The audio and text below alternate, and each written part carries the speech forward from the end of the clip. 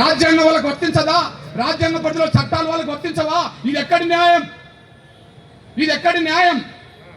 విశ్వాసాల పేరుతో మనుషులు చంపవచ్చునా? ధర్మాల పేరుతో మనుషులను చంపవచ్చునా? విశ్వాసాల పేరుతో మనుషులను అవమానించవచ్చునా? విశ్వాసాల పేరుతో మనుషుల మీద బూటుదాడి చేయవచ్చునా? అట్లా చేస్తే చట్టాలు వర్తించవా? అట్లా చేస్తే రాజ్యాంగం ఒప్పుకుంటుందా? ఎందుకు చట్టాలు మౌనంగా ఉన్నాయి? ఎందుకు పోలీస్ యంత్రాంగం ఢిల్లీలో మౌనంగా ఉన్నది? ఎందుకు కేసు పెట్టలే? ఎందుకు సుప్రీంకోర్టు చీఫ్ జస్టిస్ మీద జరిగితే సుప్రీంకోర్టు సుమోటో కేసు ఎందుకు తీసుకోలే? ఎందుకు మానవ హక్కుల కమిషన్ నిర్ణయం తీసుకోలేకుండా పోయింది? దళితుడు కాబట్టినే కదా. ఇక్కడ మళ్ళీ చెప్తున్నా, చీఫ్ జస్టిస్ దళితుడు గవాయి కాకుండా ఇప్పుడు ఏ వాక్యం చెప్పిండని, ఏ వాక్యం వల్ల మేము దాడి చేసామంటుండ్రో అదే వాక్యం ఇంకోటి చేస్తే ఆ దాడి జరిగేదా? నేను మేధావుల అభిప్రాయం చూశా. అద్దాలు ఇవ్వండి. నేను మేధావుల అభిప్రాయం చూశా. అద్దాలు ఇవ్వండి. నా సోదరులారా, ఆ సంఘటన జరిగినాక దేశ రాజకీయ వ్యవస్థ ఖండించడమే కాదు, మేధావులందరూ ఖండించారు.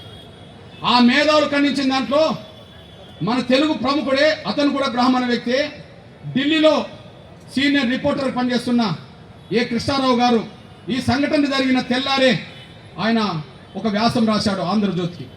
ఆంధ్రజ్యోతికి రాసిన వ్యాసానికి హెడ్డింగ్ ఏం పెట్టినంటే, జాతి సంస్కారానికి భావోద్వేగాల కలంకం.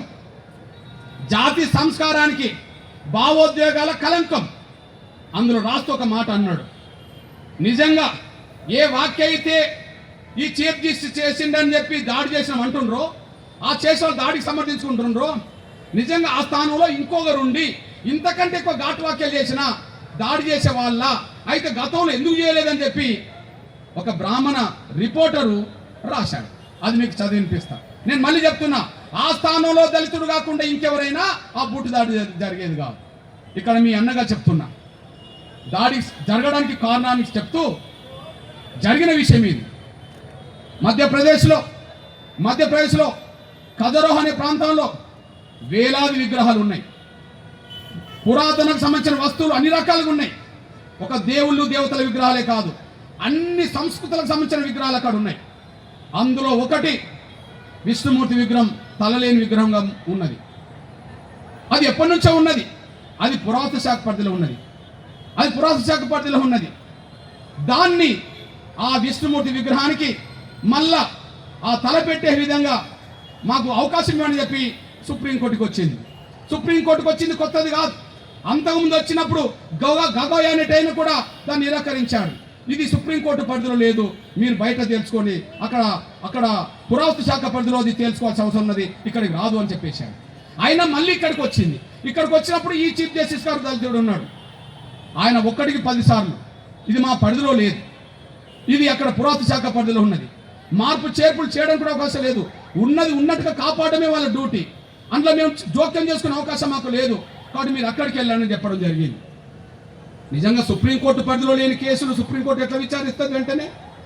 ఇప్పుడు మనకు తెలంగాణలో బీసీలకు 42% రిజర్వేషన్లు తెలంగాణ ప్రభుత్వం నిర్ణయం తీసుకున్నది. ఈ నిర్ణయం తీసుకున్న వెంటనే సుప్రీంకోర్టుకు డైరెక్ట్గా వెళ్ళిండ్రు రిజర్వేషన్ వ్యతిరేకించిన వాళ్ళు. సుప్రీంకోర్టు ఏమన్నది, ఇది హైకోర్టులో తేల్చుకోవాల్సిన అవసరం ముందు, ఆడ హైకోర్టులో తేల్చుకోకుండా ఇక్కడికి ఎట్లా వస్తారు అని అన్నది, ఆడ కొట్టేసింది. ఆ తర్వాత హైకోర్టులో విచారణ జరిగినాక ఆ 42% రిజర్వేషన్లకు స్టే ఇచ్చేసింది. స్టేను రద్దు చేయండి అని చెప్పి మళ్ళీ గవర్నమెంట్ మళ్ళీ సుప్రీంకోర్టుకి వెళ్ళింది. లేదు అక్కడ పూర్తిస్థాయి తీర్పు వచ్చేంత వరకు మేము ఆ కేసును తీసుకోమని చెప్పి మళ్ళీ ఇక్కడికే పంపింది. అంటే అర్థం ఏంటిది? ఎవరి పరిధిలో ఉండబడే హక్కులు, ఎవరి పరిధిలో ఉండబడే చట్టాలు వాళ్ళకు ఉన్నాయి. అట్టనే ఇది పురావస్తు శాఖ పరిధిలో ఉన్నది. మీరు అనవసరంగా ఇక్కడికి వచ్చారు. పదే మేము చెప్తున్నా, మీరు ఇంటలేరంటే ఇంకా పదే వాదిస్తున్నప్పుడు సహజంగా మనుషులమే కదా మనము. 1-10 సార్లు మా పరిధిలో లేదని అంటున్నప్పుడు, లేదు ఇక్కడ తేల్చాలని చెప్పి పదే వాదిస్తున్నప్పుడు అక్కడ ఉండబడే సీజే గారు ఒక మాట అన్నాడు, ఇక పదే మీరు అడుగుతుండ్రు, మా పరిధిలో లేదని చెప్పినా మీరు ఇంటలేరు, ఇక మీరు అక్కడికి వెళ్ళి ఆ దేవుడిని పూజన చేసుకోండి, ఆ దేవుడు కనికరిస్తాడేమో చూడండి అన్నాడు. ఏమే, అది నేరం అయిపోయిందే, అది ఘోరమైపోయిందే. ఆ లాయర్కి తెలియదా సుప్రీంకోర్టులో పరిధిలో లేదని? సుప్రీంకోర్టు డైరెక్ట్ నిర్ణయం తీసుకొని ఆ లాయర్కి తెలియదా? చట్టంలో లేదా, రాజ్యాంగంలో లేదా? ఉన్నది కదా. అయినా పదే విసిగిస్తున్నప్పుడు ఆ మాట అన్నాడు. అది ఘోరమైపోయింది కదా, అది నేరమైపోయింది కదా, అందుకే మేము దాడి చేశామంటుండు కదా. మరి అంతకుముందు కేసుల విచారణ జరిగినప్పుడు అదే సుప్రీంకోర్టు జడ్జిలు ఏం మాట్లాడినరో బ్రాహ్మణుడైన ఒక సీనియర్ రిపోర్టర్ రాశాడు. నేను వాళ్ళే సాక్ష్యం చెప్తున్నా. ఇగో ఏ కృష్ణారావు గారు రాసిన వ్యాసం చదువుతున్నా. జాతి సంస్కారానికి భావోద్వేగాల కలంకం. మీ అన్నగా చెప్తున్నా రాసిన దాంట్లో ఉంటుంది. నిజానికి జస్టిస్ గవాయ్ ఎక్కడా ఒక మతాన్ని విమర్శించిన దాఖలాలు లేవు. ఒక బ్రాహ్మణ మేధావి. నిజానికి జస్టిస్ గవాయ్ ఎక్కడా ఒక మతాన్ని విమర్శించిన దాఖలాలు లేవు. నిజానికి గవాయ్ వ్యాఖ్యలు సంచలనం కావాల్సిన అవసరం కూడా లేదు. కేవలం విచారణ సందర్భంగా న్యాయమూర్తులు ఇలాంటి వ్యాఖ్యలు చేస్తూనే ఉంటారు. అందుకు ఉదాహరణగా అయోధ్య కేసులో విచారణ జరుగుతున్నప్పుడు శ్రీరాముడు ఖచ్చితంగా ఎక్కడ పుట్టారో చెప్పగలరా అని ప్రశ్నించిండట జడ్జి. శ్రీరాముడు ఎక్కడ పుట్టిండంటే దేశ ప్రజలందరూ విశ్వాసం ఏంటిది? అయోధ్య గుర్తుకొస్తుంది కదా. మరి సామాన్య ప్రజలకు అయోధ్య గుర్తుకొస్తుంది కదా. మరి సుప్రీంకోర్టు జడ్జి ఆ రాముడు ఎక్కడ పుట్టిండో ఆధారం చూపెట్టగలుగుతామంటే రావాల్సింది కోపం అప్పుడు కదా. సామాన్య ప్రజలకు అయోధ్యలో పుట్టింది అంటారు కదా. కానీ సుప్రీంకోర్టు జడ్జి శ్రీరాముడు ఖచ్చితంగా ఎక్కడ పుట్టారో చెప్పగలరా అని న్యాయవాదులను ప్రశ్నించాడు కదా. అంటే నీకు తెలవదా అని చెప్పి బూటుదాడి చేయలేదే. ఈయన దళితుడు, ఆయన అగ్రవర్ణాలు బ్రాహ్మణుడు. రెండోది, రాముడు రఘువంశానికి చెందిన వారు కదా, ఇప్పుడు అక్కడ ఎవరన్నా ఉన్నారా అని అడిగిండు. అంటే రాముడు వంశానికి సంబంధించిన ఒక 4000-5000 సంవత్సరాల క్రితం పుట్టిన రాముడు వంశానికి సంబంధించిన వాళ్ళే ఇప్పుడు అక్కడ ఉండాలని, ఇక్కడ ఉండాలని మనకు రూల్ ఉన్నదా? కానీ అడిగినరు. మరి అప్పుడేం కోపం రాలేదే, అప్పుడేం బూటుదాడి జరగలేదే. మూడో విషయం అసలు రాముడు పుట్టిన ఆ ప్రాంతానికి దైవత్వం ఎందుకు ఆపాదిస్తున్నారని చెప్పి ప్రశ్నించాడు. ఇక్కడ రాముడు గొప్ప రాజు అనేటోళ్ళం ఉన్నాము, రాముడు దేవుడు అనేటోళ్ళు కూడా ఉన్నారు. దేవుడు అనేటోళ్ళకు అది ఒక విశ్వాసం. ఆయన పుట్టిన ప్రాంతం దైవత్వంతో కూడుకున్నది. మరి రాముడు పుట్టిన ప్రాంతానికి దైవత్వంతో కూడుకున్నదనే విషయం తెలిస్తే అసలు రాముడు పుట్టిన ప్రాంతానికి దైవత్వాన్ని ఎందుకు ఆపాదిస్తుందని చెప్పి ఒక బ్రాహ్మణ జడ్జి అడిగారు. రాముడు మా దేవుడు, ఆయన పుట్టిన ప్రాంతానికి దైవత్వం కాకపోతే ఇంకేమనుకుంటున్నాం అని చెప్పి బూటుదాడి చేయలేదే. మా పరిధిలో లేదుగా మీరు పదే విసిరిస్తుండ్రు, అక్కడికి పోయి పూజ చేసుకోండి అంటేనే తప్పైతే మరి రాముడు ఎక్కడ పుట్టిండో ఆధారాలు అడిగిండు, తప్పుగా లేదా? రాముడు పుట్టిన వంశం ఏదో ఇప్పుడు ఉన్నారా అని అడగడం తప్పుగా లేదా? రాముడు పుట్టిన ఆ ప్రాంతానికి దైవత్వాన్ని ఎందుకు ఆపాదిస్తుందని చెప్పి ఒక బ్రాహ్మణ జడ్జి అన్నాడు, తప్పుగా లేదా? అదే సమయంలో విశ్వాసాలకు విరుద్ధంగా తీర్పులు వచ్చినాయి. ఆ తీర్పులు జడ్జీలు, అగ్రకుల జడ్జీలే ఇచ్చారు. కేసు ఏంటిది? శబరిమల కేసులో మనందరికీ తెలుసు, శబరిమల అయ్యప్ప దేవాలయానికి స్త్రీలు వెళ్ళడానికి అవకాశం లేదు, అందరిలాగానే స్త్రీలు వెళ్ళలేరు. మరి అక్కడ విశ్వాసం ఏంటిది? ఆ శబరిమల దేవాలయానికి స్త్రీలు రాకూడదు అని చెప్పి. మరి రాజ్యాంగంలో ఏముంటుంది? చట్టాలు ఏం చెప్తాయి? రాజ్యాంగంలో చట్టాలు స్త్రీలకు పురుషులకు మధ్యలో ఎక్కడ వివక్ష చూడొద్దు అని ఉంటుంది. ఏది దేవాలయాలు కానీ, స్కూల్లో కానీ, ఇంకోది కానీ ఎక్కడ కూడా వివక్ష అనేది ఉండకూడదు అని ఉంటుంది. ఈ కేసు ఒక మహిళ పోయింది, మేమెందుకు శబరిమల దేవాలయాన్ని సందర్శించొద్దు, మేమెందుకు లోపలికి వెళ్ళి పూజ చేయొద్దని చెప్పి కేసేస్తే సుప్రీంకోర్టు జడ్జీలు ఏం చెప్పిండో చూడండి. శబరిమల కేసులో సుప్రీంకోర్టు భక్తి శ్రద్ధల విషయంలో లింగ వివక్ష కూడదని స్పష్టం చేసింది.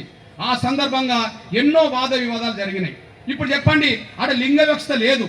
మొన్ననే మన రాష్ట్రపతి, మన గిరిజన బిడ్డ అయిన రాష్ట్రపతి మొన్ననే శబరిమల దేవాలయానికి వెళ్ళి పూజ చేసుకొని వచ్చేసింది. ఇక్కడ మీ అన్నగా చెప్తున్నా, మీ బిడ్డగా చెప్తున్నా, అంటే శబరిమల కేసు ఏం జరిగినట్టు? లింగ వివక్ష ఉండదు, దేవాలయంలో మహిళలు కూడా రావాలని చెప్పేసింది. విశ్వాసం ఏం చెప్తుంది?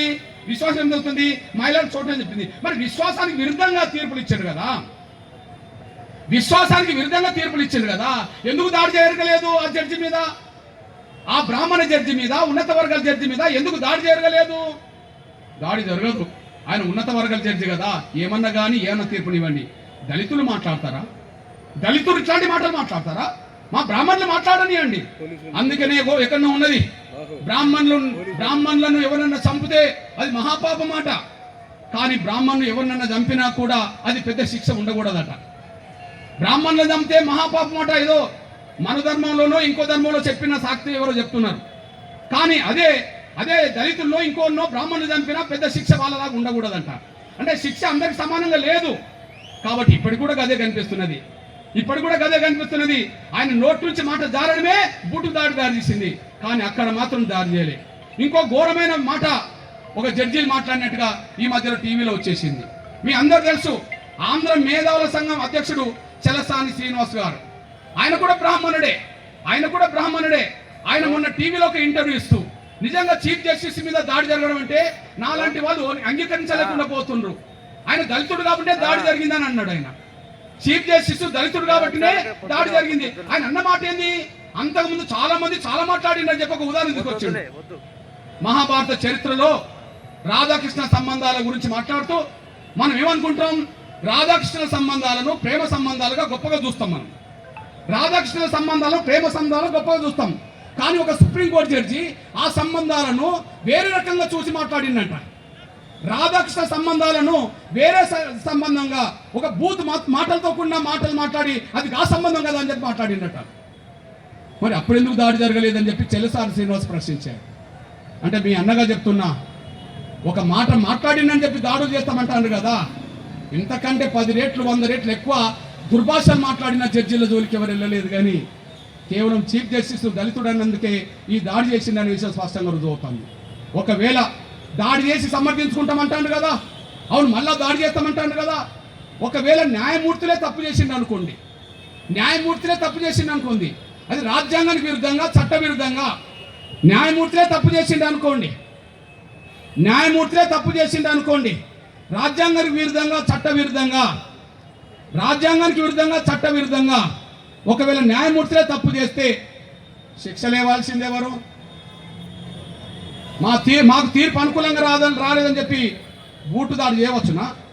మా తీర్పు మాకు అనుకూలంగా రాలేదని చెప్పి జడ్జీలను కొట్టవచ్చునా? మా తీర్పు మాకు అనుకూలంగా రాలేదని చెప్పి జడ్జీలను చంపవచ్చునా? జడ్జీలు కూడా తప్పు చేయలేదా అంటే తప్పు చేసిందని ఎవరైనా అనుకుందాం. ఈయన కాదు, ఎవరైనా తప్పు చేసింది అనుకుందాం. ఒకవేళ జడ్జీలు రాజ్యాంగ విరుద్ధంగా చట్ట విరుద్ధంగా జడ్జీల ప్రవర్తన ఉంటే, వాళ్ళ నిర్ణయాలు ఉంటే, తీసుకోవాల్సిన నిర్ణయం ఎవరు తీసుకుంటారు? ప్రభుత్వాలు తీసుకుంటాయి, పార్లమెంటు తీసుకుంటుంది. ధర్మం పేరుతో దుర్మార్గం చేయొద్దు, చేయొద్దని చెప్పి ఒక న్యాయమూర్తి రాశాడు. ధర్మం పేరుతో దుర్మార్గం చేస్తే న్యాయమూర్తి రాస్తే ఒక మాట అన్నట్టు చూడండి, తీర్పు నచ్చకపోతే దాడి చేయవచ్చునా? మరి విశ్వాసాల పేరుతో తీర్పు వచ్చింది, మీకు వ్యతిరేకంగా దాడి చేయలేదు కదా. దళితుడు దాడి చేస్తే మీరు సమర్థించుకుంటున్నారు కదా. మరి దళితుడే ఒకవేళ తప్పు చేసింది అనుకుంటే శిక్ష మీరేం చేసేది? మీరేది బూటు దాడి చేసేది? మీరెందుకు మనం సమర్థించుకునేది? ఇక్కడ మీ అన్నగా చెప్తున్నాను ఏమున్నదంటే, ఒకే విషయాన్ని పదే ప్రస్తావిస్తూ వాదన సాగిస్తున్నప్పుడు కోర్టు టైం పాడు చేయవద్దని సుప్రీంకోర్టు ప్రధాన న్యాయమూర్తి మందలించి ఉండవచ్చు. ఒకవేళ అది తప్పనుకుంటే ఖచ్చితంగా ఆ న్యాయమూర్తిని అభిశంసన చేసే అధికారం కేంద్ర ప్రభుత్వానికి ఉంది కదా అని చెప్పేశారు. అవును, వాళ్ళు హైకోర్టు న్యాయమూర్తులా సుప్రీంకోర్టు న్యాయమూర్తులా వాళ్ళు కూడా చట్ట విరుద్ధంగా రాజ్యాంగ విరుద్ధంగా ఏదన్నా వాళ్ళ ప్రవర్తన వాళ్ళ మాట వాళ్ళ నిర్ణయాలు ఉంటే తీసుకోవాల్సిన నిర్ణయం ఎవరు? వాళ్ళ మీద చర్య ఎవరు తీసుకుంటుంది? పార్లమెంట్ తీసుకుంటుంది కదా. మరి పార్లమెంటు చేయాల్సిన పని పార్లమెంట్ చేస్తుందేమో. మీరు పార్లమెంటుకు నాయకత్వం ఇచ్చే ప్రభుత్వానికి మీరు విజ్ఞప్తి చేసుకోవచ్చు. పార్లమెంటుకు నాయకత్వం ఇచ్చే ప్రభుత్వానికి మీరు విజ్ఞప్తి చేసుకోవచ్చు. అట్లా చేసుకుంటే ఆ ప్రభుత్వం అభిశంసన తీర్మానం పెట్టి గవాయిని తీసేసినా ఇంకోటి తీసేసినా ఎవరికి అభ్యంతరం లేదు. కానీ మీరెవరు దాడి చేయడానికి దాడి చేసి సమర్థించుకుంటామంటే ఈ దళిత సమాజం మౌనంగా చూస్తూ ఊరుకోదనే విషయాన్ని మర్చిపోద్దాం సవినని కోరుతున్నాను. మేము సవాల్ ఇస్తున్నాం. ఎస్, మా గవాయి పక్షాన ఉన్నాం, న్యాయ వ్యవస్థ పక్షాన ఉన్నాం, రాజ్యాంగం పక్షాన ఉన్నాం. మేమే కాదు, ఎంతమంది వ్యాసాలు రాశారు. ఈ అధర్మ దాడికి జవాబుదారు ఏది? మానవ హక్కుల కమిషన్ జవాబుదారితనం తీసుకోలే, పోలీస్ డిపార్ట్మెంట్ జవాబుదారితనం తీసుకోలే, న్యాయ వ్యవస్థ జవాబుదారితనం తీసుకోలే. ఒక పెద్ద మేధావి రాసిండు, ఆయన రాజ్దీప్ సర్దేశార్. ఈ అధర్మ దాడికి జవాబుదారి ఏది అంటే, ఒక దళితుడు చీఫ్ జస్టిస్ అయితే ఆయన దాడి గురవుతే జవాబుదారితనం ఎవరు తీసుకోవట్లేదు కదా అని చెప్పి ఒక వ్యాసం రాశారు. ఇక్కడ ఆ దాడిని ఉద్దేశించి ఈ ఘటన రేపటి దృశ్యం ఏం చెప్తుంది? ఈ ఘటనల రేపటి దృశ్యం ఏం చెప్తుంది, అసలు దళితుల పరిస్థితి ఇప్పటికి ఎట్లా ఉన్నదో ఒక వ్యాసంలో చెప్పేసిండు చూడండి. ఒక వ్యాసం చెప్పింది ఈ ఘటనల రేపటి దృశ్యం ఏమిటి. ఇగో చదువుతున్నా చూడండి. భారతదేశంలో కొన్ని సంఘటనలు అనూహ్యంగా రాజకీయ పరిణామాలకు దారితీస్తున్నాయి. ఇటీవల చోటు చేసుకున్న కొన్ని ఘటనల రాజకీయ పర్యవసనాలు ఎలా ఉంటాయో భవిష్యత్తులో వేచి చూడాల్సి ఉన్నది. భారత ప్రధాన న్యాయమూర్తి జస్టిస్ గవాయిపై దాడి జరిగి కొద్ది రోజులు గడవక ముందే, అది దిగ్భం నుంచి చేరుకోక ముందే హర్యానాలో పూరన్ కుమార్ అనే ఒక ఐపీఎస్ అధికారి ఆత్మహత్య చేసుకోవడం జరిగింది. ఆ సంఘటన జరిగిన 2 రోజులకు ముందే, ఈ 2 ఘటనలకు ముందే రాయ్బరేలీలో ఒక అమాయకుడిని చెట్టు కట్టి కొట్టి చంపారు. ఈ ముగ్గురు కూడా దళితులే కావడం దేశంలో దళితుల పరిస్థితి ఒక నిదర్శనంగా కనిపిస్తుందని చెప్పి రాశారు. ఒక వారం రోజు చీఫ్ జస్టిస్ మీద బుట్టుదాడి జరుగుతుంది. ఇంకొక దళిత ఐపీఎస్ అధికారిని వేధిస్తే ఆత్మహత్య చేసుకోవాల్సి వచ్చింది. ఒక దళిత యువకుడిని చెట్టు కొట్టి చంపే పరిస్థితి ఇవాళ నెట్టబడ్డది. అంటే దళితుల పరిస్థితి ఇంకా ఏ స్థాయిలో ఉన్నదో దీన్ని అర్థం చేసుకోవాల్సిన అవసరం నెట్టబడ్డది. ఇట్లాంటి పరిస్థితిలోనే ఇవాళ మేము దళితుల ఆత్మగౌరవాన్ని కాపాడుకునే నేపథ్యంలోనే ముందుకు రావాల్సిన పరిస్థితి వచ్చేసింది. ఇక్కడ మీ అన్నగా చెప్తున్నా, నేను బూటుతో